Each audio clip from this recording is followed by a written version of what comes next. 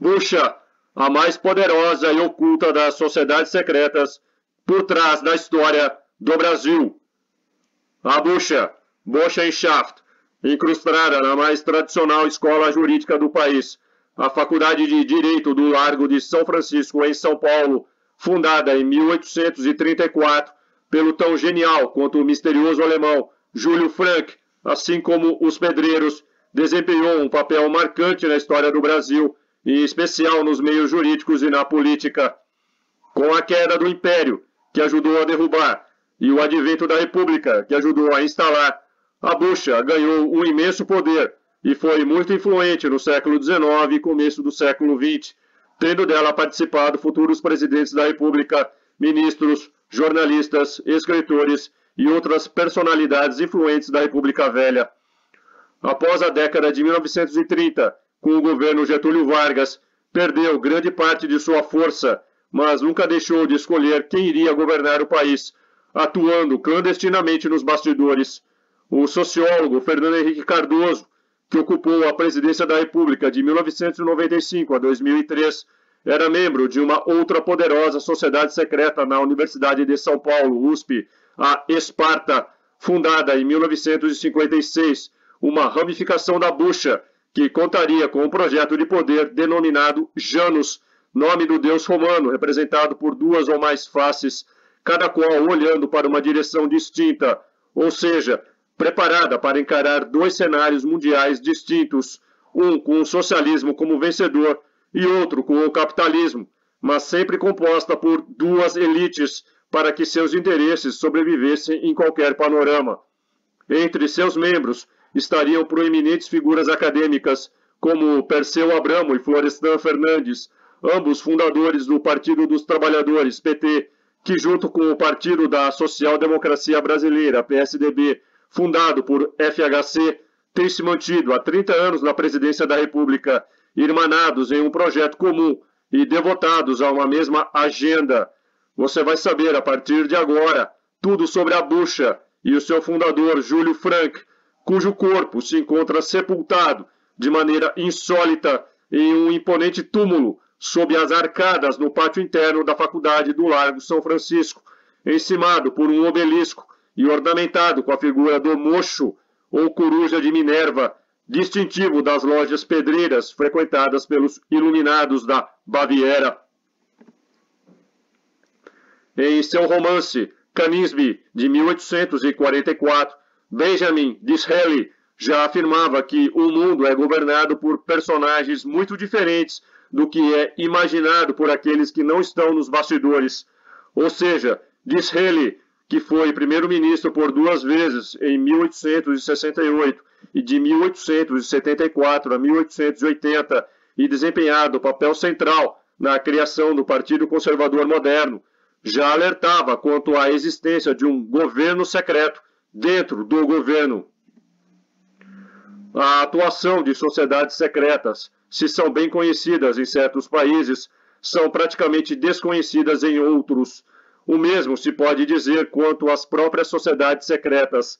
Algumas são notórias, enquanto a maioria permanece mergulhada nas sombras. Uma aqui no Brasil exerceu, e ainda exerce grande influência, e mesmo assim só é de conhecimento de fechados círculos acadêmicos e ocultistas, é a Bucha, certamente a mais enigmática e poderosa das sociedades secretas tupiniquins. Foi da Bucha que saíram presidentes e muitos políticos, jornalistas, intelectuais e líderes que exerceriam grande poder e influência nos acontecimentos políticos a partir do século XIX. Entre os 133 participantes da Convenção de Itu de 1873, que resultou na criação do Partido Republicano Paulista, o PRP, predominavam bucheiros como Campos Sales, Francisco Glicério, Américo de Campos e Rangel Pestana. Estes dois últimos foram, ao lado de Júlio de Mesquita, os fundadores do jornal O Estado de São Paulo, que foi também uma espécie de órgão oficial da Bucha. Durante o Império, entre os bucheiros, encontramos políticos, artistas e intelectuais destacados como os poetas Castro Alves, Álvares de Azevedo e Fagundes Varela. A Comissão dos Cinco, encarregada de elaborar o anteprojeto da Constituição de 1891, a primeira Constituição do Brasil da era republicana, tinha entre seus membros 3 bucheiros: Saldanha Marinho, Américo Brasiliense e Santos Werneck. Essa informação consta na biografia que Afonso Arinos de Melo Franco, também bucheiro e filho de bucheiro, escreveu sobre o presidente Rodrigues Alves, até porque se casou com sua neta Ana Guilhermina Rodrigues Alves Pereira. Nos primeiros 40 anos da Primeira República, da chamada República da Espada dos militares Deodoro da Fonseca e Floriano Peixoto, a política do café com leite, diversos bacharéis formados por uma das 2 academias de direito, São Paulo e Recife, e pertencentes à bucha, destacaram-se, ora como ministros, ora assumindo a presidência do país.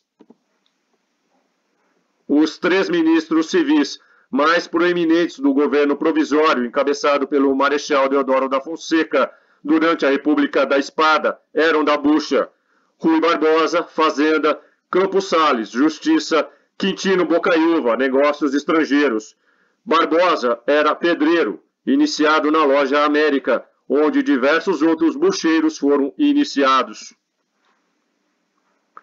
Dos 15 presidentes da República Velha, 8 foram membros da bucha: Prudente de Moraes, de 1894 a 1898, Campos Salles, de 1898 a 1902, Rodrigues Alves, de 1902 a 1906, Afonso Pena, de 1906 a 1909, Venceslau Braz, de 1914 a 1918, Arthur Bernardes, de 1922 a 1926, Washington Luiz, de 1926 a 1930, e Júlio Prestes, que não chegou a ser empossado por conta da Revolução de 1930. Quase todos haviam se formado na Faculdade de Direito do Largo de São Francisco, exceto Epitácio Pessoa, de 1919 a 1922, que se formou na Faculdade de Direito do Recife em 1886, e cujo governo foi marcado por revoltas militares que acabariam na Revolução de 1930. Arthur Bernardes iniciou os estudos de Direito na Faculdade Livre de Direito, atual Faculdade de Direito da Universidade Federal de Minas Gerais, e o concluiu em São Paulo. Nilo Peçanha, de 1909 a 1910, que assumiu a presidência da República após o falecimento de Afonso Pena e se tornou o primeiro negro a assumir o cargo, estudou na Faculdade de Direito de São Paulo e depois na Faculdade do Recife, onde se formou, mas não consta que tenha sido da bucha, embora tenha se engajado nas campanhas abolicionista e republicana e se iniciado pedreiro e grão-mestre do Grande Oriente do Brasil em 23 de julho de 1917, cargo a que renunciou em 24 de setembro de 1919. Quase todos foram membros da Pedreira, daí que o período também seja chamado de República dos Bacharéis ou República Pedreira. Maçons como o jornalista, político e diplomata José Maria da Silva Paranho Júnior, o Barão do Rio Branco, ministro das Relações Exteriores do Brasil, de 1902 a 1912, e responsável pela consolidação das fronteiras brasileiras, também pertenceram à bucha, uma sociedade secreta dentro de outra sociedade secreta, os pedreiros, servindo-lhe de antessala. Tal como sua versão norte-americana, a Skull and Bones, Crânio e Ossos, incrustada na Universidade de Yale, fundada em 1832 por William Huntington Russell e Alphonse Taft, e que teve entre seus membros 3 membros da família Bush, 2 deles tendo sido presidentes dos Estados Unidos. Na foto, George Herbert Walker Bush, à esquerda do relógio, na Skull and Bones. E tal como a sua co-irmã Skull and Bones, a bucha também nasceu e está incrustada em meio acadêmico, em seu caso entre os estudantes da Faculdade de Direito do Largo de São Francisco, criada em 11 de agosto de 1827 pelo imperador D. Pedro I, quando assinou a lei que instituía os cursos jurídicos no Brasil. Essa lei previa a instalação de 2 faculdades, uma em Recife e outra em São Paulo, Só que a dos paulistas foram os primeiros a entrar em funcionamento. A lei de 11 de agosto também institucionalizou os cursos anexos, espécie de curso preparatório que capacitava os jovens a prestarem os exames de admissão à faculdade. Com isso, muitos estudantes de todo o país migraram para a capital paulista. Não era incomum que se transitasse entre as duas. O barão do Rio Branco, por exemplo, ingressou nos estudos jurídicos em 1862 na Faculdade de Direito de São Paulo, mas posteriormente se transferiu para a instituição pernambucana e se formou bacharel em Direito pela Faculdade de Direito do Recife. A de São Paulo foi instalada no antigo e semi-abandonado convento de São Francisco e rapidamente se converteu em um dos polos políticos mais importantes de todo o país, principalmente por causa de um nome praticamente ignorado em todos os livros de história. O tão misterioso quanto talentoso professor alemão Johann Julius Gottfried Ludwig Frank, mais conhecido como Júlio Frank, que chegou ao Brasil em 1828 e em janeiro de 1830 fundou a sociedade secreta Burschenschaft, conhecida como Bucha, que defendia ideais revolucionários liberais, abolicionistas e republicanos. Seu lema, fé, esperança e caridade, e todo o seu ideário vinham do iluminismo e dos pedreiros. Nos cursos anexos houve, entre tantos outros, dois importantes professores estrangeiros de índole liberal a influenciar seus alunos. O italiano Libero Badaró, professor de aritmética, assassinado por suas ideias, e o alemão Júlio Frank, cuja história de vida desde o nascimento foi das mais conturbadas. Frank havia estudado na Universidade de Göttingen, mas não chegou a se formar, já que teve de fugir da cidade por conta de dívidas contraídas, e assim acabou vindo parar no Brasil. Inicialmente esteve no Rio de Janeiro, depois no interior de São Paulo e por fim se estabeleceu na capital, onde passou a dar aula. Durante uma reunião com o segundanista e futuro sacerdote católico, jurista, professor e político Vicente Pires da Mota e o secretário de governo da província de São Paulo, o magistrado e diplomata José Antônio Pimenta Bueno, o Marquês de São Vicente, Frank teve a ideia de criar uma associação filantrópica similar às Burschenschaften alemãs na Academia de Direito, por conta das condições difíceis em que viviam alguns estudantes sem recursos, de modo a prestar-lhes auxílio e, por extensão, relevar a função social do advogado no seio da sociedade paulistana e brasileira. Burschenschaften, plural da palavra Burschenschaft, eram as confrarias de camaradas ou um tipo específico de corporação de estudantes ou instituições estudantis acadêmicas, sendo Bursch o nome dado no século XVIII e começo do século XIX aos estudantes na Alemanha, formadas principalmente com o objetivo de liberar os estados alemães da França e promover a unidade da nação em torno de ideais nacionais e liberais. As Burschenschaften, ainda hoje encontradas na Alemanha, como no campus de Heidelberg, a mais antiga universidade alemã, Áustria e Chile, seguem princípios liberais e nacionalistas estabelecidos pela primeira original Burschenschaft, fundada em 12 de junho de 1815, composta por antigos combatentes das guerras contra Napoleão Bonaparte, que haviam retomado seus estudos naquele ano, na Universidade de Iena, no estado de Turíndia. As cores tradicionais da Burschenschaft eram o preto, o amarelo e o vermelho. Não por acaso, estas se tornariam posteriormente as cores da Confederação Germânica e atualmente as cores nacionais da República Alemã. Entre os notórios membros da Burschenschaft alemã, podemos destacar Max Weber, Victor Adler, Ferdinand Lassalle, Friedrich Nietzsche, Franz Schubert, Robert Schumann, Friedrich Hegel e Theodor Storm.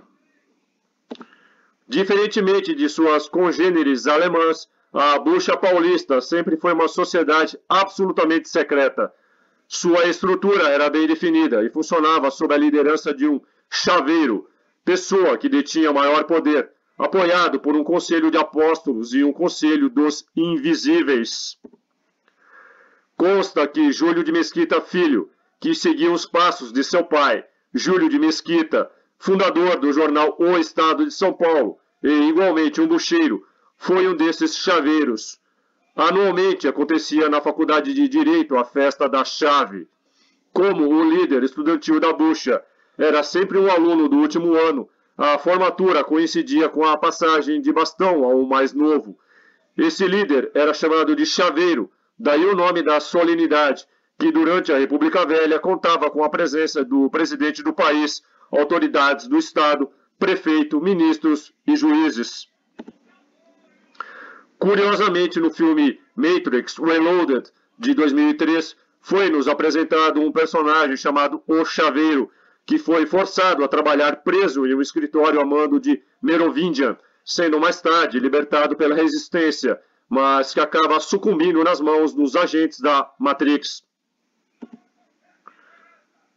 E o tal Conselho dos Invisíveis remete ao Colégio Invisível, título do livro homônimo de Jacques Vallée, publicado em 1975.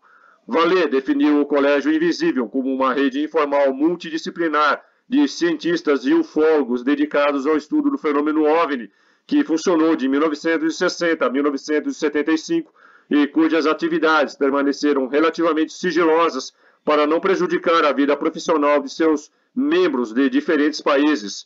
Esse colégio permitia que seus membros trocassem informações, ideias e documentos longe da mídia e dos círculos científicos oficiais. Entre os seus membros mais proeminentes estavam o próprio Vallée e Joseph Allen Hynek. O ritual de admissão de um candidato na bucha era como a da Skull and Bones ou de um clube fechado. Para o ingresso na sociedade, era necessário que a admissão fosse proposta por outros membros e, uma vez aceito, o novo bucheiro, escolhido por sua inteligência e lisura de caráter, deveria pagar mensalidades proporcionais à sua hierarquia, que começava do nível mais baixo e estruturava-se em catecúmenos, crentes e apóstolos, estes no total cabalístico de 12, considerados membros mais importantes. Nos níveis mais altos estavam os chefes supremos e conselho dos divinos. O bucheiro iniciado deveria fazer o seguinte juramento: juro pela minha honra jamais revelar a quem quer que seja o que me vai ser confiado hoje. Serei o mais infame dos homens se faltar a esse meu juramento. A estrutura da sociedade, com o passar dos anos, transcendeu os velhos muros da academia e passou a permear a política nacional, dominando a estrutura burocrática do Estado. Os antigos alunos da academia que pertenciam à bucha e ocupavam posições nas diversas esferas do poder nacional acabaram favorecendo outros membros da organização na distribuição de cargos governamentais. Na República Velha não havia ministro, juiz ou mesmo candidato à presidência da República que tomasse posse ou fosse indicado sem prévia deliberação no Conselho dos Divinos. A filantropia inicial, a ideia de ajuda mútua, acabou se degenerando e desembocou na troca de favores, no franco favorecimento para a obtenção de cargos públicos. Conforme escreveu o filósofo do direito, jurista, ensaísta, poeta e professor Miguel Reale em suas memórias, abre aspas, como toda a sociedade secreta, a bucha logo se degenerou em cadeia de privilégios que começava na faculdade pela seleção dos catedráticos e terminava nos acordos café com leite entre ex-alunos de São Paulo e Minas Gerais, sob a batuta do senador do Rio Grande do Sul, Pinheiro Machado, também diplomado pelas arcadas, e que sutilmente preferia ser a iminência parda dos eventos republicanos. Fecha aspas. Na década de 1910, um dos braços públicos da bucha, a Liga Nacionalista, aglutinou em sua direção membros da Faculdade de Medicina e da Politécnica. Estas possuíam também suas próprias organizações estudantis, co-irmãs da bucha, a Jugendschaft, União da Mocidade na Medicina, fundada em 1913, e a Landsmannschaft, Sociedade das Pessoas de um mesmo campo na Politécnica, tanto do Rio como de São Paulo, fundada em 1895. O intercâmbio de alunos de direito entre São Paulo e Recife acabou por ocasionar a criação de um braço da Bucha em Pernambuco, a Tugendbund, União e Virtude. Mas nenhuma delas teve tanta força ou importância como a Bucha, que se reunia no subsolo do prédio, hoje ocupado pela Pinacoteca do Estado. Durante a Primeira Guerra Mundial, um delegado de polícia estranhou a movimentação no Jardim da Luz. Pensando tratar-se de espiões, o delegado invadiu o local, dando voz de prisão a um grupo fantasiado que usava capas de cavaleiro com insígnias coloridas em forma de coração e espadas. Um dos presentes à reunião era nada menos do que Altino Arantes, então governador de São Paulo. Washington Luiz, ainda prefeito de São Paulo, também estava lá, e ambos tiveram de explicar ao delegado o que acontecia ali e iniciá-lo na organização para preservar seu segredo. Com a Revolução de 1930, que pôs fim à República Velha e propiciou a chegada ao poder de Getúlio Vargas, a força da Bucha entrou em declínio. Ademar Pereira de Barros, então interventor do Estado de São Paulo, teria conseguido colocar as mãos em uma lista parcial de membros da Bucha no final da década de 30 e se apressou a apresentá-la a Getúlio. De acordo com o jornalista, escritor e político Carlos Lacerda, o presidente leu atentamente a lista e a devolveu para Ademar, dizendo: "Não se pode governar o Brasil sem essa gente. O senhor que entre para a Burschenschaft." Teria sido por isso que Getúlio Vargas se suicidou em 24 de agosto de 1954, porque ele não era da Bucha. Na sua carta testamento ele foi explícito, abre aspas: "Mais uma vez as forças e os interesses contra o povo coordenaram-se e se desencadeiam sobre mim. A campanha subterrânea dos grupos internacionais aliou-se à dos grupos nacionais, revoltados contra o regime de garantia do trabalho." Fecha aspas. A Bucha permaneceu atuando nos bastidores. Para o advogado, historiador e político Pedro Brasil Bandeck, em 25 de agosto de 1961, Jânio Quadros teria se referido à Bucha quando falou de forças terríveis para justificar sua renúncia. O detalhe é que Jânio era pedreiro e formado pela Faculdade de Direito da USP. O jornalista, escritor, historiador, biógrafo, crítico literário, dicionarista e enciclopedista Fernando Jorge, com quem me encontrei nos dias 18 de setembro e 9 de dezembro de 1996, ex-aluno da São Francisco e antigo vice-presidente da Academia de Letras da faculdade na década de 1950, garantiu a Bandeck e ao historiador Leonardo Arroio, na década de 80, que a Bucha ainda existia. Jorge disse ainda que, na sua época, achava curioso o costume de alunos mais velhos se encontrarem ao redor do túmulo do Júlio Frank. Alguns diziam que era ritual da Bucha. Em 2006, a comunidade da Faculdade de Filosofia, Letras e Ciências Humanas, a FEFELESH da USP, foi surpreendida com cartazes nos corredores de suas unidades. Nelas, a Sociedade Esparta anunciava a comemoração dos seus 50 anos de existência. Poucos sabiam que aquela imagem de uma caveira cercada por 5 raios, com ossos cruzados embaixo, e o número 326, se referia a Esparta, um outro ramo da Burschenschaft, surgido em 1956.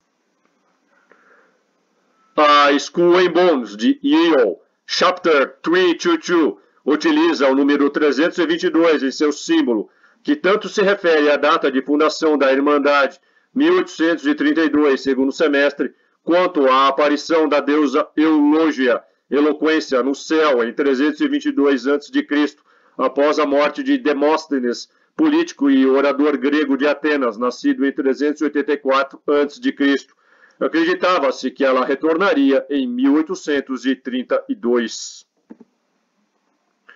Por ano, a Esparta, também conhecida como Lambda Beta, recruta apenas 20 alunos, metade deles indicados por membros antigos. 5 vagas são reservadas para membros que solicitaram sua entrada na sociedade e as demais para filhos de antigos membros. Nascida no meio da Guerra Fria, a Esparta contaria com um projeto de poder denominado Janus, nome do deus romano representado por 2 ou mais faces, cada qual olhando para uma direção diferente, pois estaria preparada para 2 cenários mundiais distintos, um com o socialismo como vencedor e outro com o capitalismo. A sociedade teria formado 2 elites para que seus interesses sobrevivessem em qualquer panorama. Entre seus membros estão proeminentes figuras acadêmicas como Perseu Abramo, Florestan Fernandes e Fernando Henrique Cardoso. Os 2 primeiros fundadores do Partido dos Trabalhadores, PT, e o último do Partido da Social Democracia Brasileira, PSDB. Juntos, esses partidos esquerdistas têm se mantido há 30 anos na presidência da República.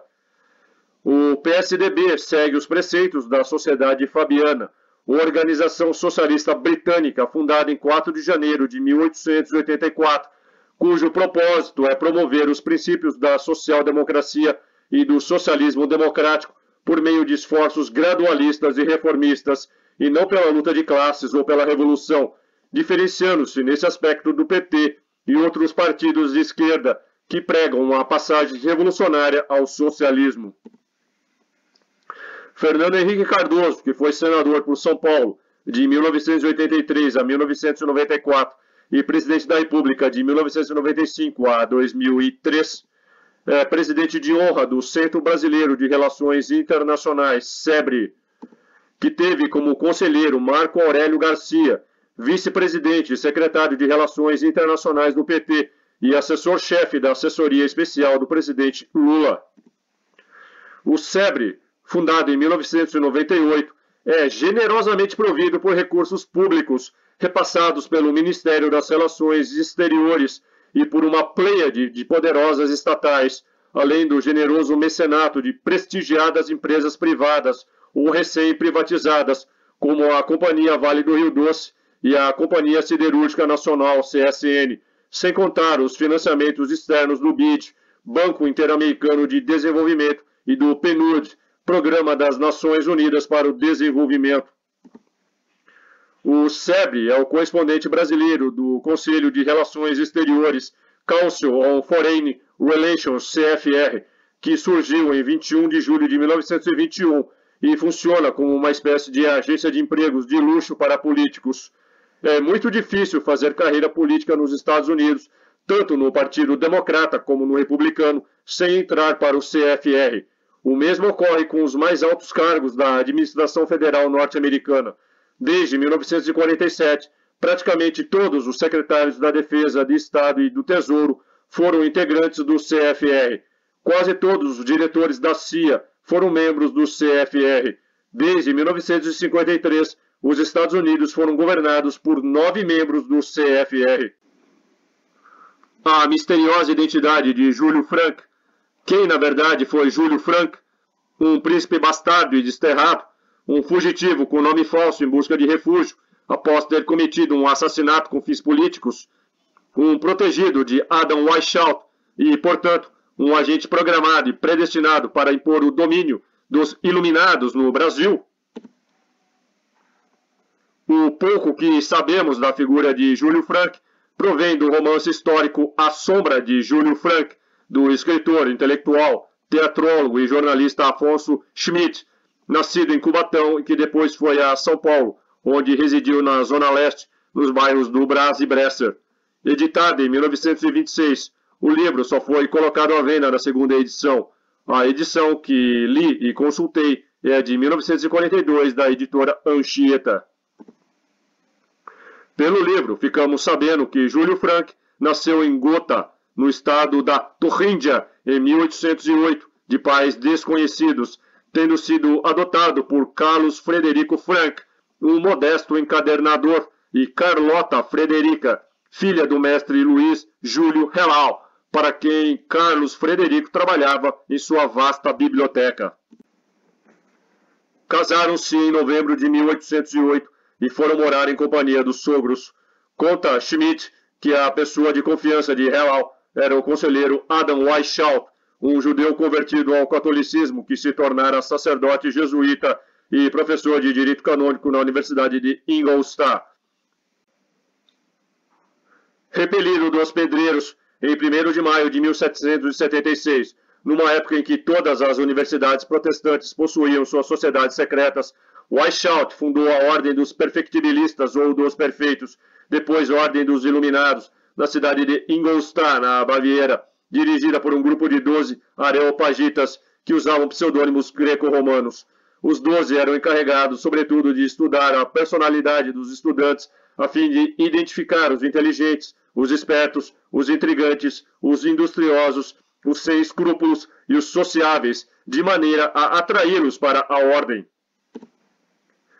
Weishaupt recrutava os rapazes desmiolados ou ingênuos que sonhavam ostentar as insígnias de Minerval, a fita verde de que pendia o medalhão dourado com o mocho ou coruja de Atenas entre louros e as letras PMCV, que significam Per me coesh vidom, por mim os cegos veem. Os iluminados preconizavam de todos os modos possíveis a destruição sistemática da religião católica.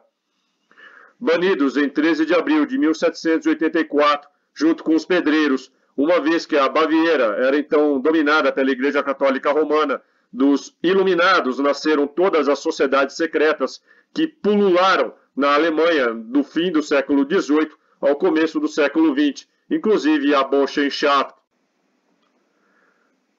De acordo com o que preconizou o advogado, professor, museólogo, político e escritor Gustavo Barroso, o primeiro diretor do Museu Histórico Nacional e um dos líderes e mais destacados ideólogos da ação integralista brasileira, em sua obra História Secreta do Brasil.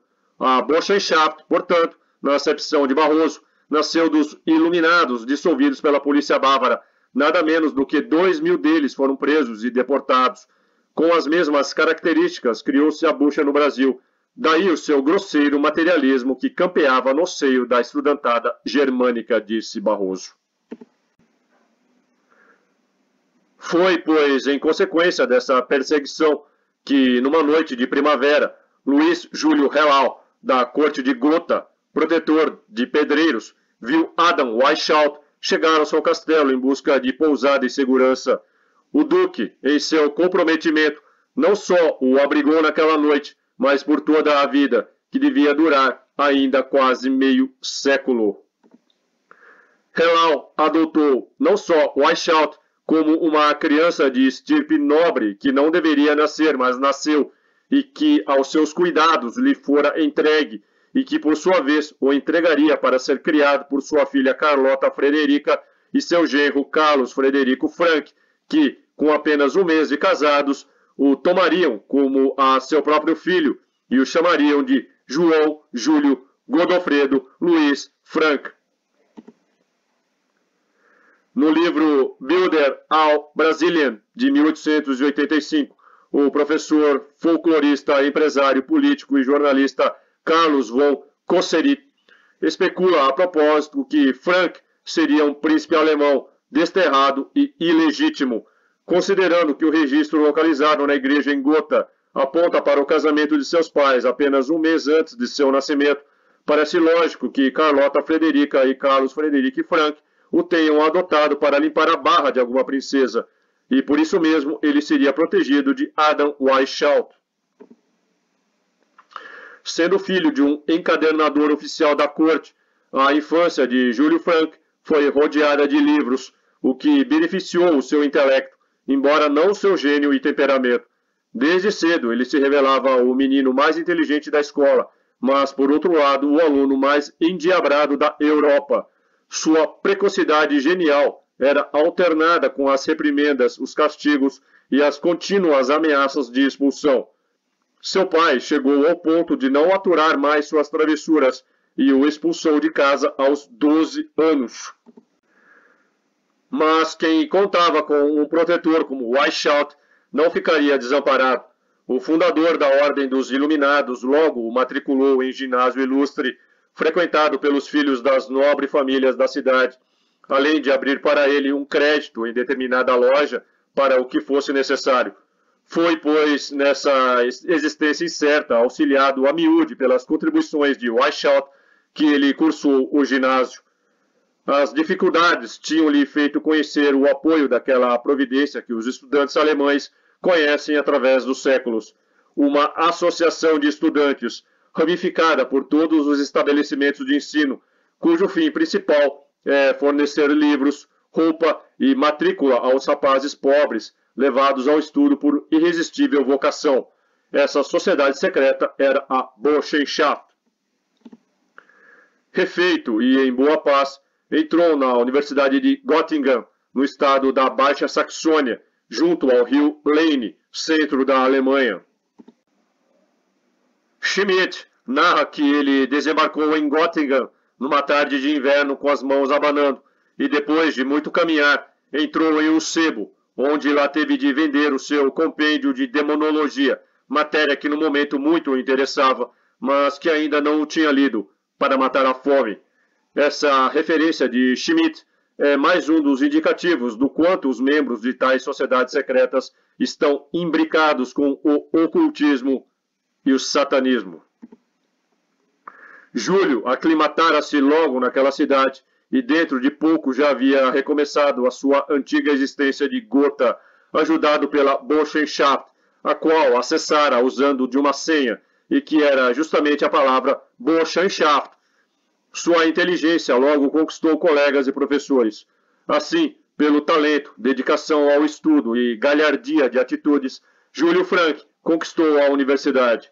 Os professores não lhe regateavam elogios e os colegas disputavam-lhe a amizade. Frank, porém, levava uma vida desregrada e luxuriosa e não regateava em ajudar generosamente os amigos. Perdulário, o dinheiro em sua mão escoava-se. No meio da aflição, escrevia cartas a Weishaupt pedindo-lhe dinheiro, que logo lhe chegava, mas sempre insuficiente para cobrir os gastos. Envolvido em brigas e imerso em dívidas, acabou expulso da universidade e teve de fugir. Em janeiro de 1828, Frank, aos 20 anos de idade, encontrava-se em Berlim e morava em um pobre quarto da Gross-Friedrichstrasse. Tinha a alma aniquilada de um velho, embora de quando em quando, mercê da primavera de seus anos, repontasse uma flor de sonho sobre as ruínas, escreveu Schmidt. Suas extravagâncias lhe haviam custado muito caro, e agora o seu orgulho estava horrivelmente abatido. Surgiu-lhe a chance de fugir clandestinamente para o Brasil, em uma época em que as viagens por terra eram lentas e as por mar ainda mais lentas, dependendo dos ventos. Schmidt conta que Júlio Frank sentiu enjoo durante dias no navio mercante e assim que melhorou, teve que começar a fazer duros trabalhos de faxina impostos pelo capitão para pagar a passagem. Nem bem chegou ao Rio de Janeiro, soube de uma caravana que iria para São Paulo, a cavalo, em uma viagem de cerca de um mês. Passou pela capital paulista e prosseguiu até Sorocaba, no interior. Pelo livro de Schmidt, Frank teria desembarcado no Rio de Janeiro, lá por volta de 1828, quando teria uns 20 anos de idade. Outras versões dão conta que ele teria chegado em 1821, com 26 anos. Ora, os registros oficiais dizem que, quando morreu, em 1841, tinha somente 32 anos de idade. Se ele desembarcou no Rio de Janeiro em 1821 e se ele nasceu em 1808, teria então apenas 12 anos de idade. A data referida de seu desembarque como sendo 1821 levou alguns historiadores a identificá-lo com o estudante Karl Ludwig Sand, que na Alemanha fora condenado à morte por assassinato político em 1820 e, por influência das sociedades secretas alemãs, outra pessoa teria sido executada em seu lugar, daí sua clandestinidade. Karl Ludwig Sand foi voluntário contra Napoleão Bonaparte, combateu em Waterloo e esteve na França até 1816 com o exército de ocupação. Voltou para a Universidade de Erlangen-Nuremberg, filiando-se com exaltação na Burschenschaft. Em 1817, Sand ingressou na Universidade de Jena, onde havia sido fundada em 1815 a primeira Burschenschaft. Sand foi sorteado em sessão da Burschenschaft para matar o dramaturgo e escritor alemão August von Kotzebue, autor de mais de 300 peças teatrais, na maioria representadas com grande êxito, e de muitos romances. Ludwig confessou ter executado o crime conforme as determinações e foi julgado em Mannheim em 10 de novembro de 1819, numa atmosfera de terror criada pelas sociedades secretas. Sand não só confessou o crime, como gabou-se de tê-lo cometido e negou ter qualquer cúmplice, sendo condenado à morte. Executado em 20 de maio de 1820, foi enterrado no cemitério de Mannheim, ao lado de sua vítima. Em sua História Secreta do Brasil, Gustavo Barroso defende a tese de que a verdadeira identidade de Júlio Frank era, na verdade, Karl Ludwig Sand, que escapara da execução com a ajuda da Burschenschaft e veio parar no Brasil. De qualquer forma, fosse quem fosse, sua vocação para professor passou a chamar a atenção da elite sorocabana. Frank começou a dar aulas particulares para filhos de fazendeiros, preparando-os para o ingresso na Faculdade de Direito do Largo São Francisco. Com seu conhecimento e sua personalidade, cativou os alunos, de modo que 3 meses depois, quando os estudantes se preparavam para ir a São Paulo prestar os exames do então curso anexo à Faculdade de Direito, resolveram levar consigo o mestre.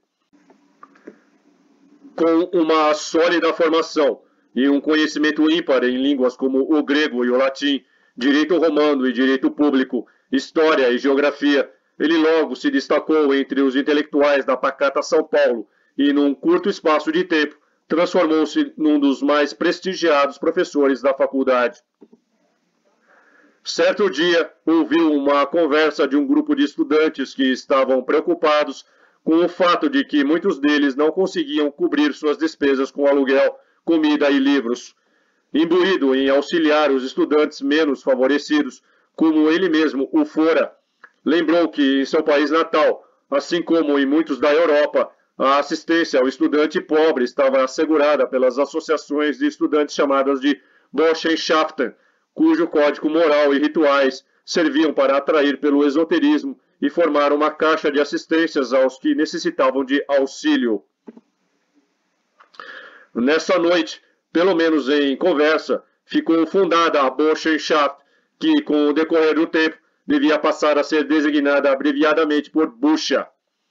Oficialmente, a Bucha foi fundada em 4 de julho de 1830, com professores, alunos e pessoas importantes da sociedade, em uma reunião realizada numa república na rua São José, atual Líbero Badaró. Júlio Frank, como conhecedor do assunto, ficou naturalmente encarregado de organizar os estatutos e o código moral, enfim, de resolver sobre todos os assuntos relativos a uma sociedade secreta que se preza. Começou com pouco mais de meia dúzia de membros, mas em muito breve já contaria com mais de 200. O primeiro presidente foi o padre Diogo Antônio Feijó, eleito com a primeira diretoria em 28 de novembro e que viria a ser regente do Império em 1835, durante a menoridade de Dom Pedro II. As contribuições eram dadas pelos mais abastados, conforme as possibilidades de cada um. Segundo Frank, a sociedade precisava ser secreta para não causar constrangimentos aos beneficiados. O motivo verdadeiro, é claro, todos nós sabemos.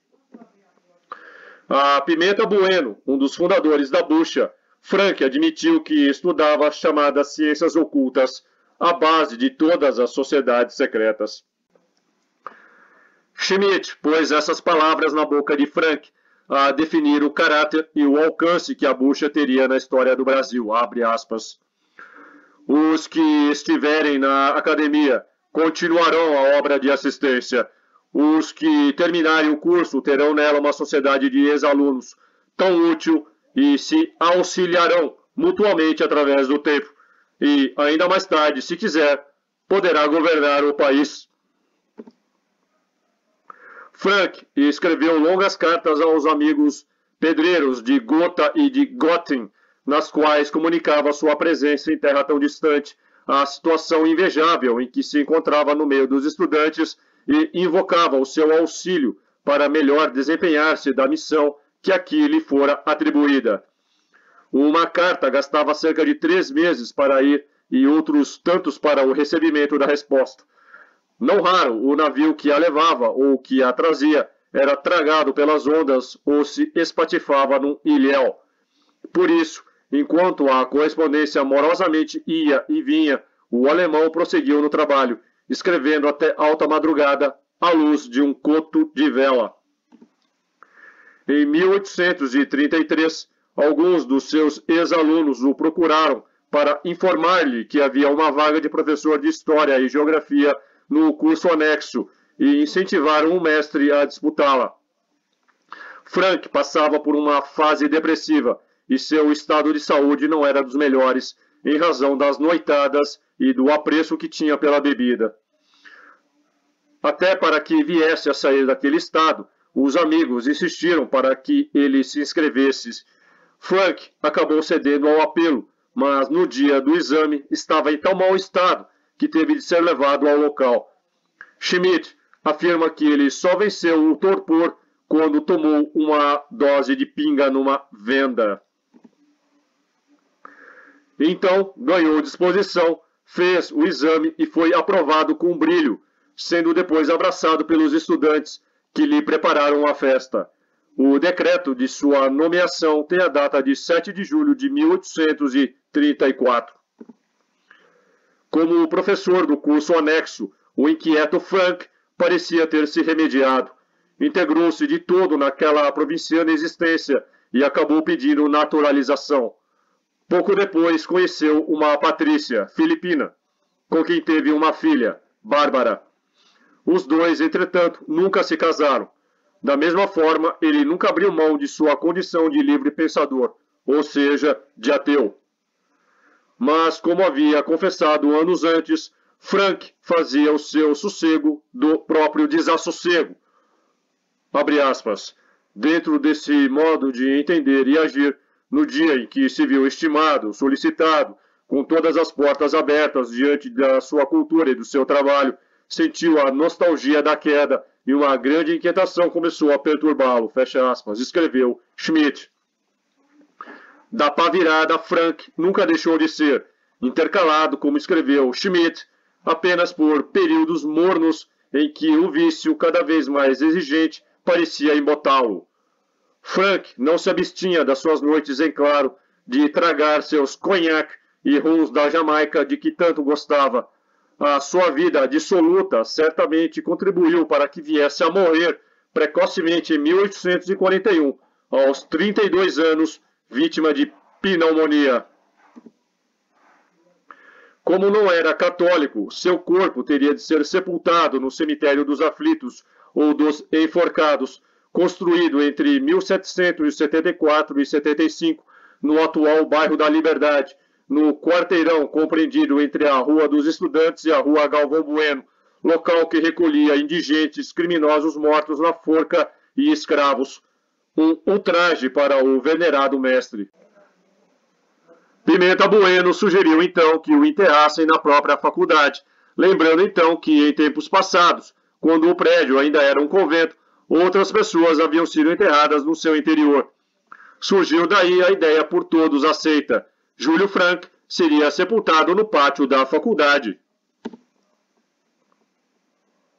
Coube ao então diretor da academia, o filósofo, jurista e político José Maria de Avelar Brotero, o conselheiro Brotero, fazer uma solicitação especial ao bispo de São Paulo, Manuel Joaquim Gonçalves de Andrade, que argumentou que não seria possível enterrá-lo na academia, pois aquele era um solo sagrado, já que nele haviam sido sepultadas pessoas católicas.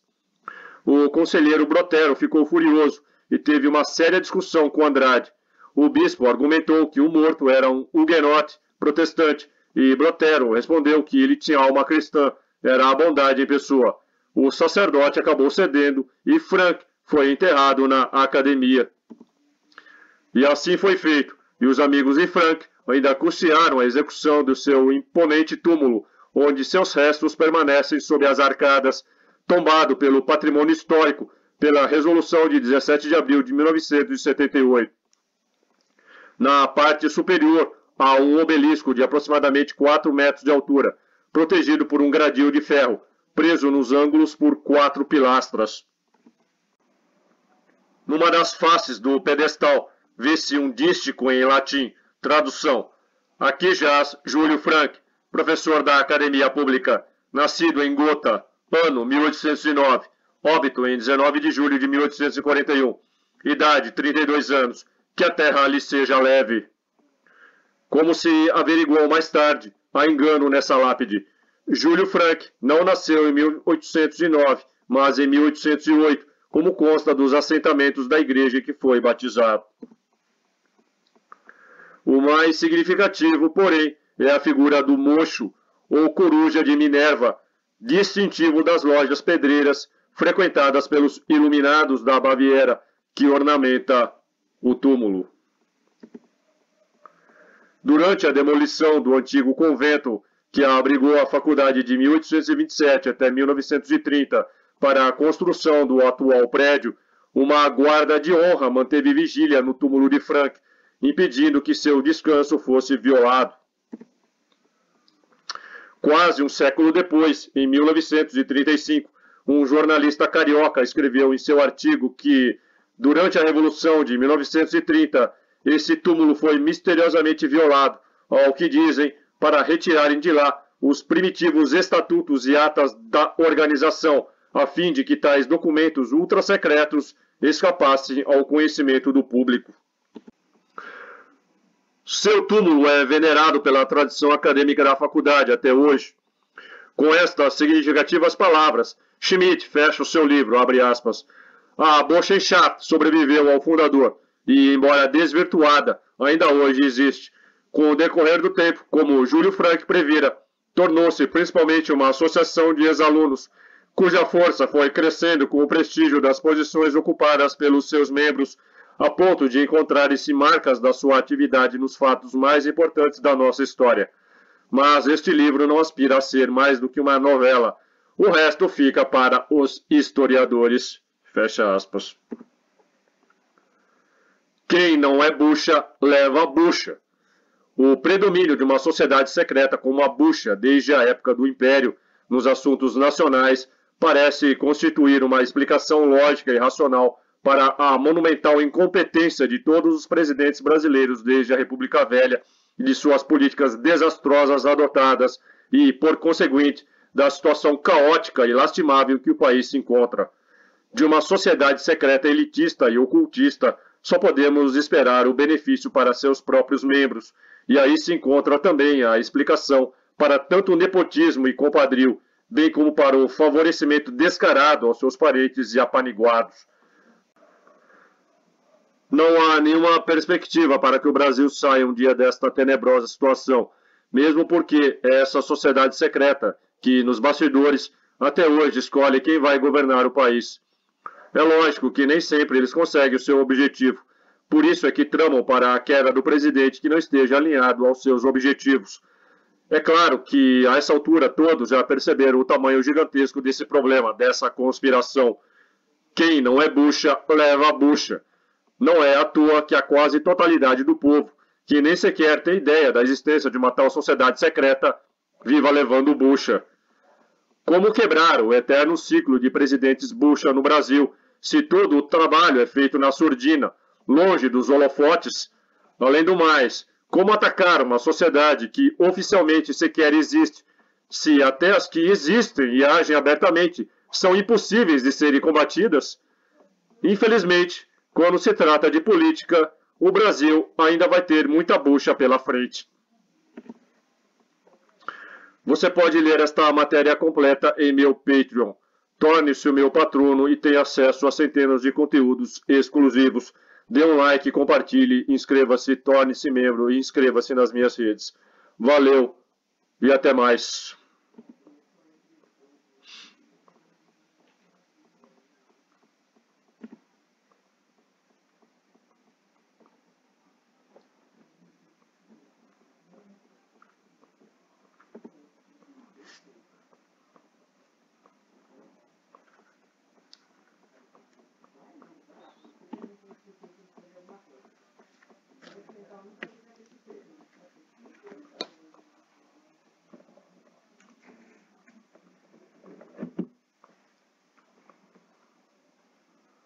Quem não é bucha, leva bucha.